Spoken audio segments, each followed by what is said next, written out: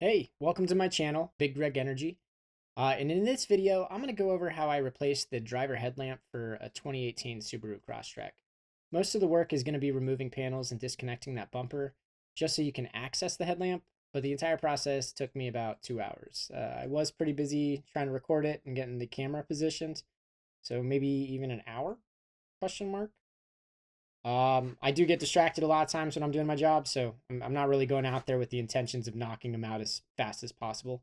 Uh, it's also a relatively self-explanatory project if you're familiar with vehicles. I never looked into this. I just kind of went out one morning and started taking things off and following the trail from there.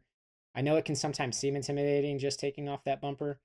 Like, I know one of my concerns going out was like, if something goes wrong, this fucking thing is going to be sitting in my driveway all day and I got to figure it out. Nothing really went too crazy, and it was all pretty easy to put back together.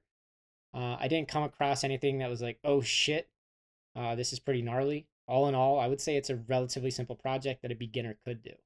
It really just depends on your level of comfort. So if it's something that you're not comfortable with, like, with taking off a bumper or messing around with the wiring harness once you get to that headlamp, I would definitely recommend having a friend with you.